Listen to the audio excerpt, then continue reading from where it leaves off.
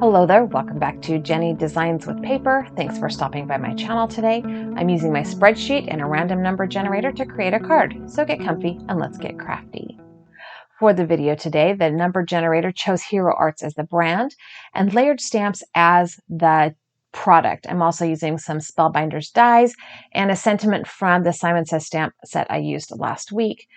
The technique, that's where we are. Technique is a fun fold card. So I have these two pieces of cardstock that I will be using to create a fun fold card from Jennifer McGuire's blog and YouTube channel, and I have that link down below. The color palette is from a color challenge. I'm using this color challenge from MFT. I will be using Simon Says stamp inks. The theme is the closest holiday. I'm going with Mother's Day, and the extra is sequins. So the first thing we need to do is create our card base. I have two pieces of paper that are 6 1/4 by 5.5 inches. And these are 120-pound cardstock. They need to be really sturdy.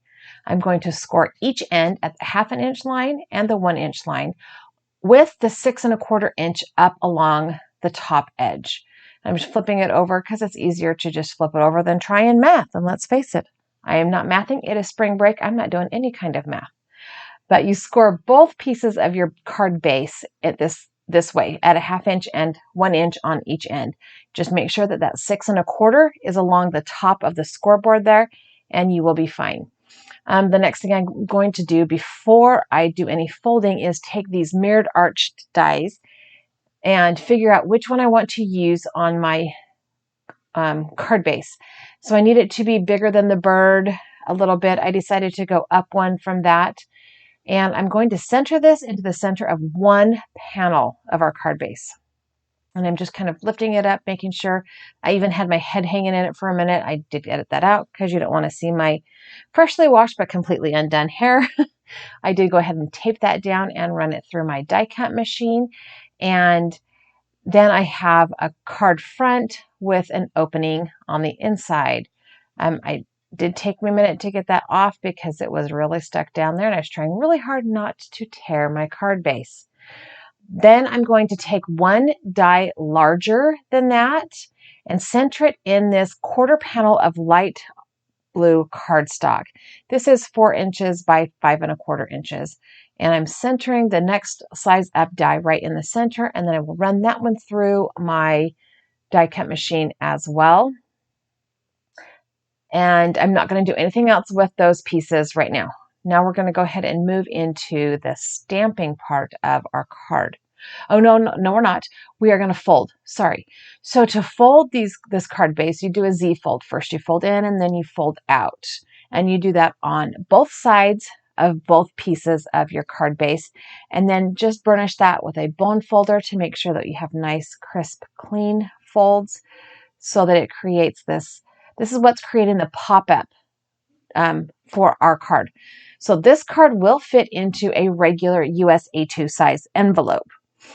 If it gets too thick, you could always go up one size envelope, but it will go in a regular envelope. And then when you pull it out, it kind of pops up. So that's I don't know if this is really a fun fold or if it's an interactive, but I went with fun. I'm calling this a fun fold. And when we're done, we're going to have that panel on the front as well. Now we're going to move into the stamping. I have a piece of Neenah Classic Crest Solar White cardstock that's 80 pound, and I'm using the layering guide on the back to stamp the bird and the leaf with some of the flowers on it one time. I'm only going to use one branch. The solid for this stamp set, the largest stamp is the bottom and it is the lightest. Then the next biggest stamp is the second layer, and the stamp with the smallest inking space is the third and top layer.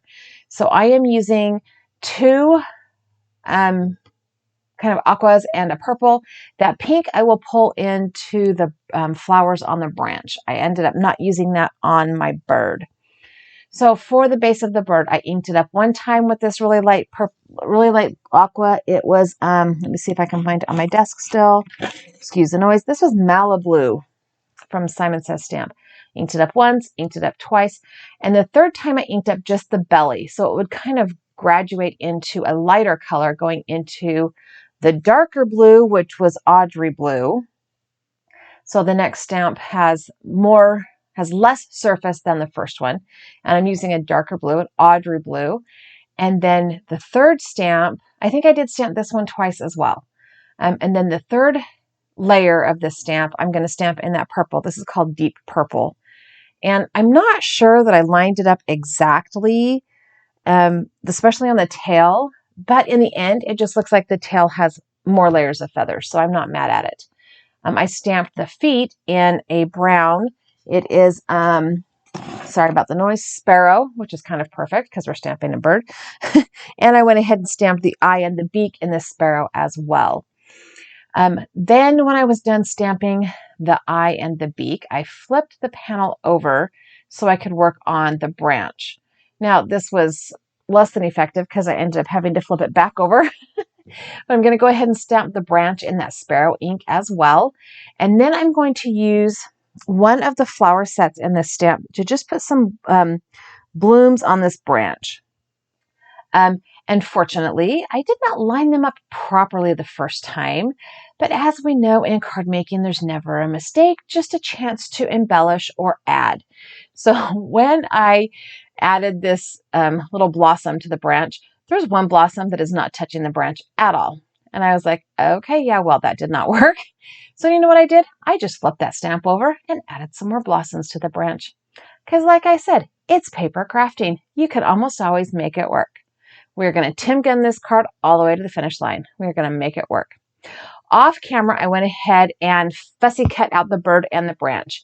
And then I brought in a piece of black cardstock to stamp my Happy Mother's Day sentiment from that Mama stamp set from Simon Says Stamp. I used it last week to create the other. I think I used it on Creme and Coloring last week, I think is what I used it. I don't know. I don't remember. I am going to go ahead and use my Rabbit Hole Designs anti-static powder tool, and I will ink up the sentiment in Concord & Ninth's white pigment ink. Any white pigment ink would work. This is just the one that was the closest to my hand. I'm going to go ahead and I'm going to stamp that twice. I'm adding very little pressure to the lid of my MISTI because I don't want to flatten out the letters in that sentiment. So once I have that stamped 2 times, I'm going to go ahead and grab my white embossing powder out of my drawer. And then I'm going to dip the cardstock into the powder and kind of tap it off a little bit and stick it back in there and leave it for a second or two and tap it off to make sure everything is coated. And then I will go ahead and heat set that with my pre-warmed heat tool. Okay, so now it is time to assemble. Because this card will be kind of played with a little bit, you need to use a really strong adhesive. So on the outside section of the top layer, I added some Suquin tape, tear and tape, tape and tear. Everybody has one. It's a really strong double-sided adhesive that you can tear with your fingers. And then I'm going to remove the backing tape and I'm going to add liquid glue to it as well. So the liquid glue will give me that minute to slide things into place. And the double-sided adhesive will give me that long, really strong hold. Glue will give you a strong hold, but it takes a little longer to dry. So I am being very, very picky about how I put this together. I want to make sure that the edge and the top and bottom all align perfectly, which is why I need that glue in there. And it did take me a minute. Like I cut out some of the stuff that, well, you know, like I pulled it closer to me so you couldn't see it anyway and that kind of stuff. So I have one side down. I'm going to go ahead and I'm going to add glue to this side as well. Again, just to give me that working time, especially because I'm in my office and I always have my fan on because, well, menopause. I'm just saying, hot flashes are a thing. So now I have the card base put together and you tuck in the edges and it creates that pop-up feature. So when you take it out of the envelope, it kind of goes pop. I am going to grab my bone folder and burnish that down just to make sure that my creases are, again, nicely creased and that my pop-up feature is working. Now we are going to assemble a little bit. I think it would have been better if I had put this branch in between the layers of the card base as opposed to on top of the top layer. I put glue on the wrong blossom. I have to wipe that off and add some glue to the other blossom. I put glue on the back of the flower that's going to like stick up into the opening, which would make the card glue shut. Completely defeating all of the fun folding we did on this card. And yeah, technically, I guess is an interactive card, but there's folding involved. So once I had the branch glued on there, I picked up the bird and I'm going to glue his feet and tail. The feet will stick to the branch and his tail will stick just to the side of that card.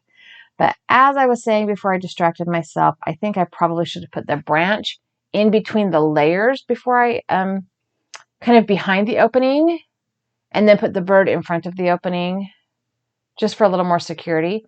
But it kind of doesn't matter because I'm going to add this other, the blue paper onto the front.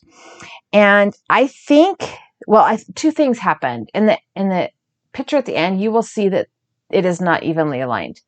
I think I put it on upside down.